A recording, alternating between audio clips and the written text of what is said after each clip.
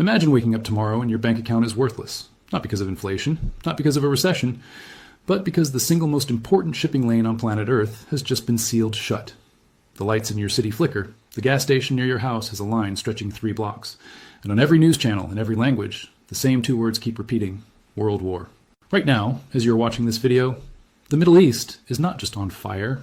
It is burning in a way that threatens to scorch every economy, every energy grid, and every government on this planet. And what happened in the last 12 hours is not just news. It is the opening chapter of something historians will write about for the next 100 years. Stay with me, because by the end of this video, you will understand exactly why the world's top economists are calling this moment more dangerous than 1973, more destabilizing than 2008, and more unpredictable than anything we have ever seen in the modern era. And there is one piece of information, one threat that was made just hours ago that most channels are not talking about. A threat so specific, so targeted, and so catastrophic in its implications that when you hear it, you will understand why 3 of the world's largest insurance companies have already stopped underwriting cargo ships in the Persian Gulf. Let us start from the very beginning, because you need the full picture to understand how terrifyingly fast this has all moved. It did not begin with a missile. It never does. The road to this moment was paved over months of diplomatic failures, back-channel warnings, and a series of military decisions that each, individually, seemed calculated and contained. But together, they created something no one could stop. The Israeli Air Force, operating with what defense analysts describe as unprecedented precision and operational ambition, executed a strike on what intelligence sources confirmed was the main security headquarters of the Islamic Revolutionary Guard Corps, the IRGC, embedded deep within Tehran's urban infrastructure. This was not a strike on a remote military base. This was not a missile landing in an empty desert at 3 a.m. This was a surgical operation aimed at the nerve center of Iran's most powerful military intelligence apparatus, a force that does not just command soldiers, but controls proxy networks across Lebanon, Syria, Iraq, Yemen, and Gaza simultaneously. The IRGC is not just an army. It is a government within a government. It is the shadow hand that moves pieces across the entire Middle Eastern chessboard. It manages Iran's ballistic missile program, its drone production, its intelligence operations, and its relationships with every armed group that operates under the banner of the Axis of Resistance. And Israel just struck that hand directly, not the fingers, not the wrist. The hand itself. Now here is where the story gets complicated. Because the world expected Iran to respond with rockets, what Iran did instead was something far more sophisticated, far more dangerous, and far more economically devastating than a simple missile exchange. But we will get to that in just a moment, because first you need to understand the battlefield that already existed before that IRGC strike even happened. Because this crisis did not begin last night. The groundwork was laid 6 days ago, and what happened in those 6 days explains why the world is now standing at the edge of something unprecedented. Go back to March 18th. Israeli forces executed a strike on Iran's South Pars gas field. Now, South Pars is not just any energy installation. It is the single largest natural gas field on Earth, a reservoir shared between Iran and Qatar that stretches deep beneath the waters of the Persian Gulf. It supplies a significant portion of globally traded liquefied natural gas, the fuel that heats homes in Europe, powers factories in South Korea, and keeps the lights on across Southeast Asia. When those strikes landed, the tremors were felt not in Tehran alone, but in the trading floors of London, Tokyo, and New York within minutes. Energy futures spiked immediately. Shipping insurance rates for Gulf transit vessels doubled overnight. And in Doha, Qatar, the government convened an emergency session that reportedly lasted well past midnight, because Qatar understood something very clearly in that moment. Their entire national economy, their sovereign wealth fund, their global influence, everything is built on the foundation of natural gas exports. And that foundation had just been shaken. Within 72 hours of the South Pars strike, Iranian missiles reached Qatar's Ras Laffan industrial complex. The damage was described by multiple regional intelligence sources as extensive. Kuwait's oil refineries were also struck. Saudi Arabia's eastern energy corridor was shifted to emergency standby protocols for the first time since the Abqaiq drone attacks of 2019. Except this time, the scale was not comparable to Abqaiq. In 2019, that attack was a wake-up call, a demonstration of vulnerability designed to send a message.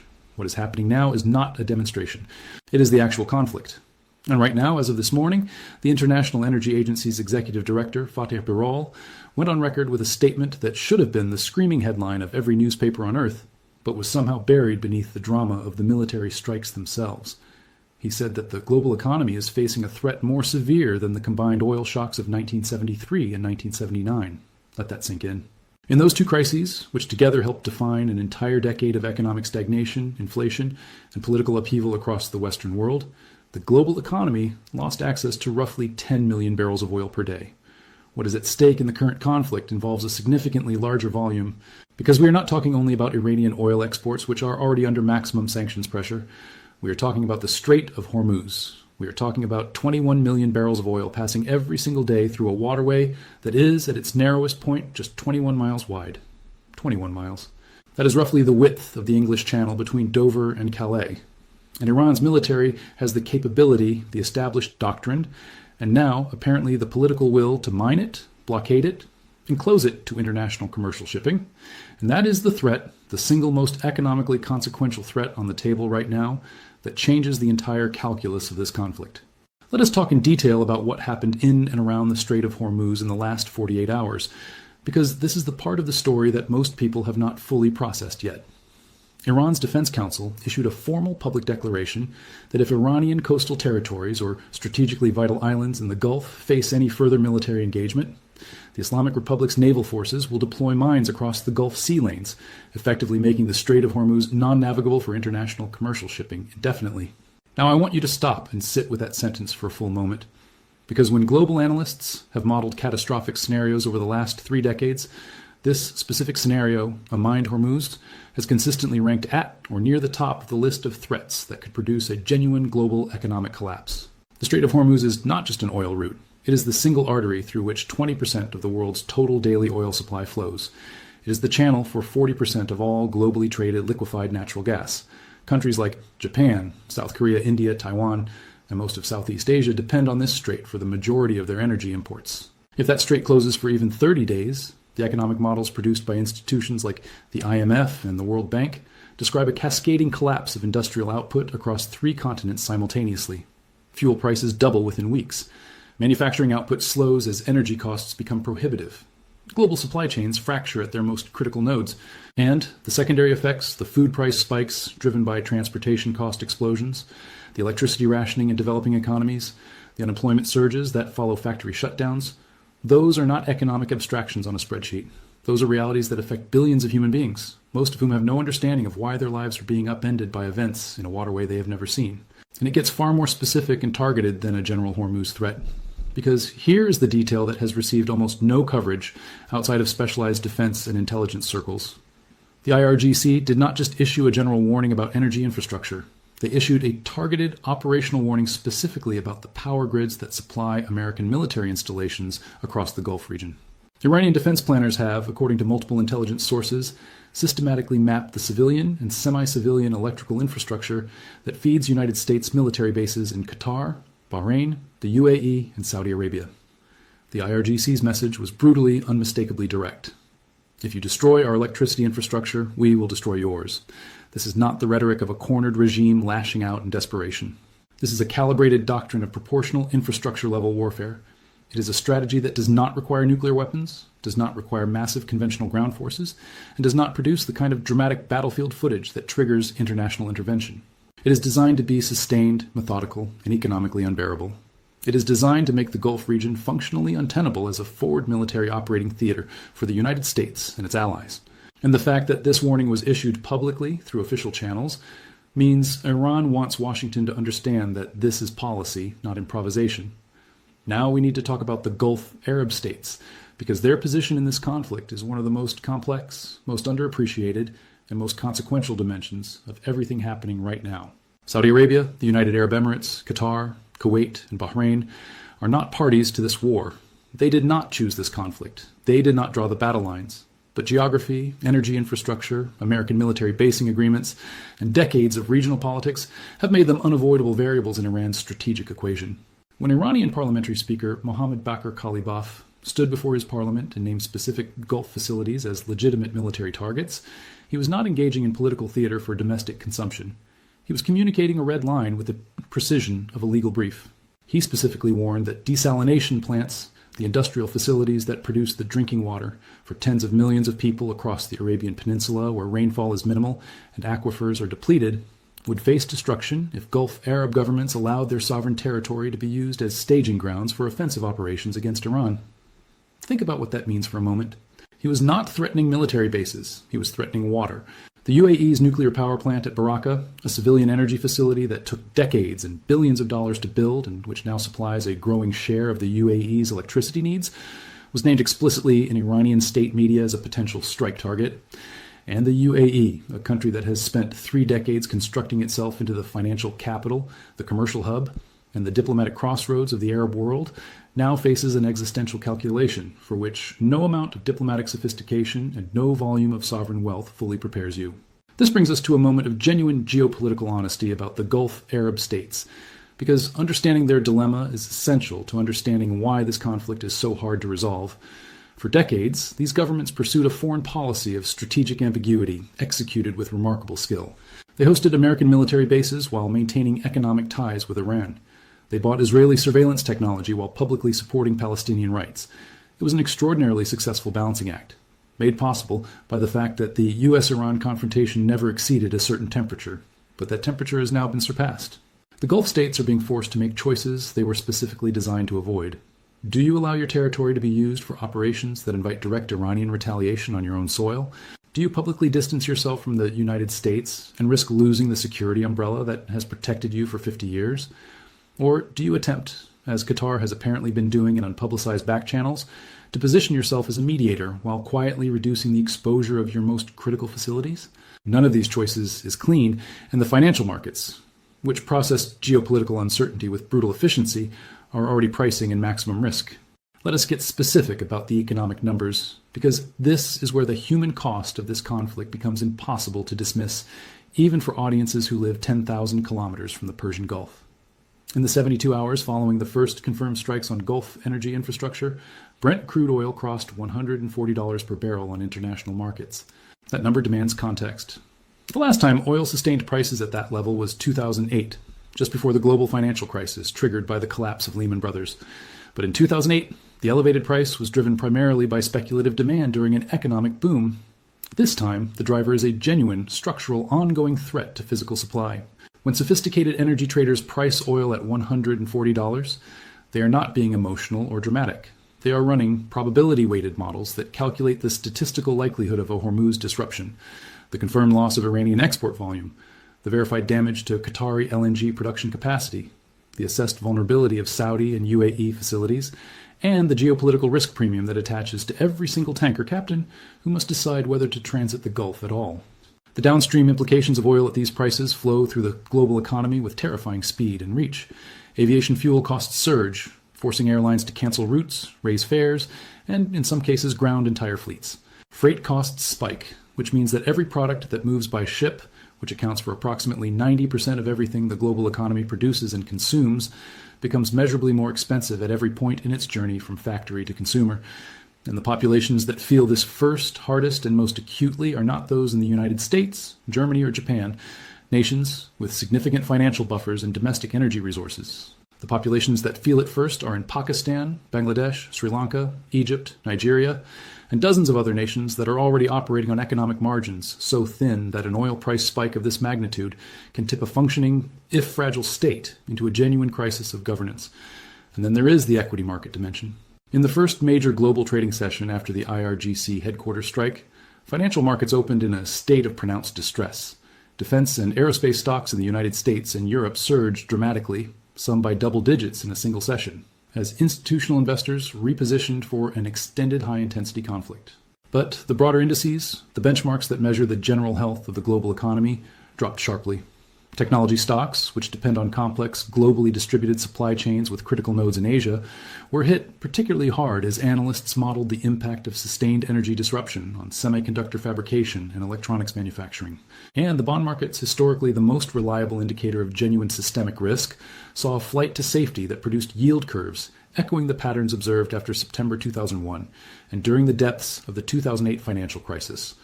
When the smartest institutional money in the world runs to government bonds, it means those risk models have stopped producing confident outputs about what comes next. Now, let us address the diplomatic dimension, because diplomacy is the only path out of this crisis, and its current state is both critically important and deeply alarming. The Trump administration announced, via a Truth Social post that immediately became a global news story, that the United States had agreed to a 5-day pause on strikes targeting Iranian electricity infrastructure. The stated rationale was to create space for negotiations toward a ceasefire arrangement.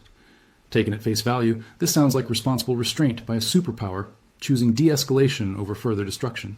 But when you read Iran's response carefully, you understand why the situation remains not merely unstable, but actively dangerous. Iran's foreign ministry rejected completely and publicly any characterization of ongoing negotiations between Washington and Tehran. Senior Iranian officials stated plainly that what the Trump administration described as diplomacy was, from their perspective, a domestic American effort to manage rising energy prices before they triggered political backlash, combined with a military tactic to buy time for repositioning assets before the next operational phase. This is not a disagreement about language or framing. This is a fundamental breakdown in the shared understanding of reality that makes diplomacy function.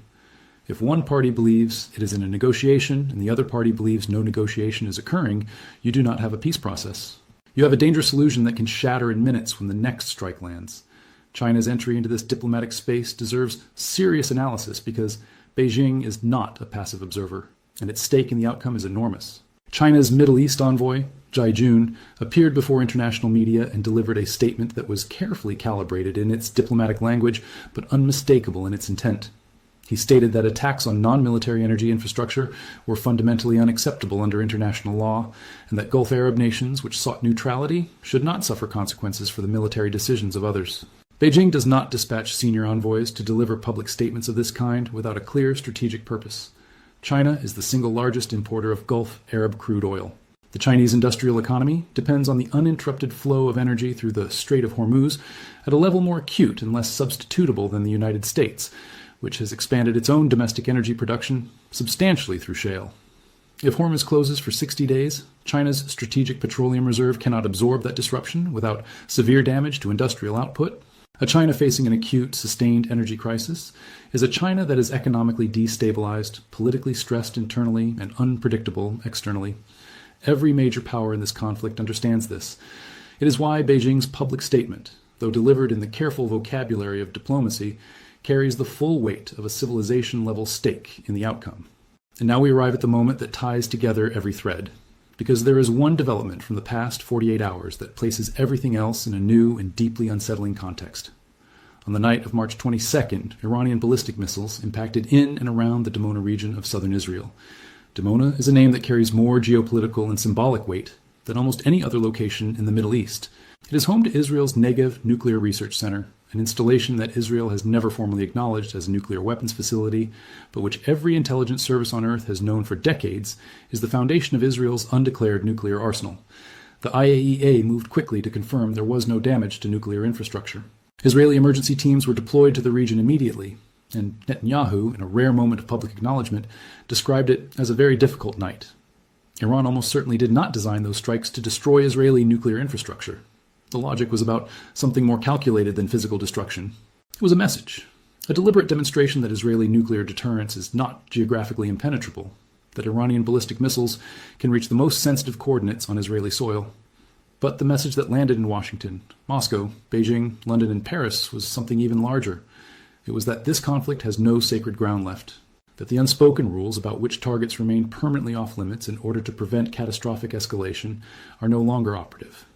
When missiles land near nuclear sites, even without breaching them, the distance between a conventional regional conflict and an existential confrontation collapses in the minds of every decision-maker on Earth. So here is precisely where we stand as of this moment. The IRGC's central command structure has been struck at its institutional core by Israeli forces. Iranian precision missiles have reached Qatar's most critical energy complex, Kuwait's refinery infrastructure, and the airspace directly above Israel's most sensitive nuclear-adjacent facility. Iran has placed Gulf desalination infrastructure, power grids connected to American military bases, and specific civilian energy facilities explicitly and publicly within its declared operational target set. The Strait of Hormuz, the single most economically critical maritime choke point on Earth, is operating under a credible, formally declared mining threat. Global oil prices have reached levels not recorded since the precipice of a financial collapse. The two largest economies on Earth are positioned on opposite sides of a diplomatic fault line that is actively fracturing. And the international diplomatic architecture that was specifically designed and expensively maintained over decades to prevent exactly this kind of cascading, multi-front escalation has, at this moment, effectively ceased to function as a restraining mechanism on any of the key parties. This is not a regional conflict anymore. It stopped being regional the moment Iranian precision strikes reached Ras Laffan, and the IEA chief stood before cameras to compare this moment to the worst energy disruptions of the 20th century combined. It stopped being a contained bilateral confrontation between Israel and Iran the moment Chinese diplomacy inserted itself as a structural variable in the outcome. It stopped being manageable through existing diplomatic frameworks the moment one of the parties to a supposed negotiation publicly denied that a negotiation was occurring.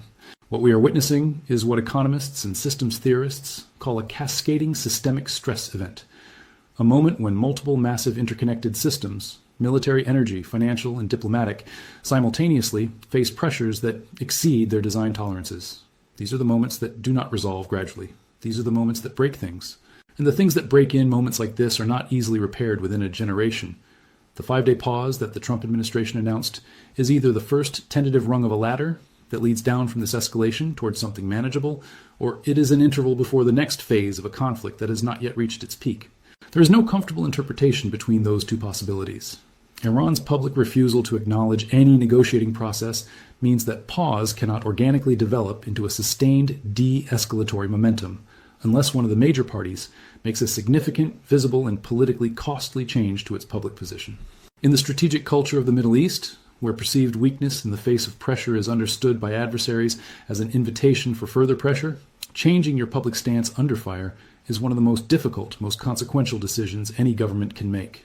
The leaders making those decisions right now are operating under maximum stress, with incomplete information, within political constraints that make bold concessions extraordinarily difficult, and with the knowledge that a miscalculation in either direction carries consequences that will extend far beyond their own governments and their own populations. This is the world being risked in decisions made right now in Tel Aviv, Tehran, Washington, Riyadh, and Beijing. Every one of those capitals contains decision makers who have read the economic projections. Every intelligence briefing contains versions of the cascade scenarios we have described. The question has never been whether the people in power understand what is at stake. History is full of leaders who understood exactly what was at stake and still made choices that led to catastrophe, because political pressures in the moment overrode strategic wisdom in the abstract. The question is whether understanding the stakes is sufficient with these specific leaders inside these specific political systems to produce the restraint and the courage that stepping back from this edge actually requires. We will keep covering this story with every analytical tool available because this is not background noise that fades in a news cycle. This is the story that determines what kind of world exists for the next decade. Stay informed. Share this video with people who need to understand what is actually happening beyond the headlines, because the best defense against catastrophic decisions made in the dark is a public that can see clearly in the light.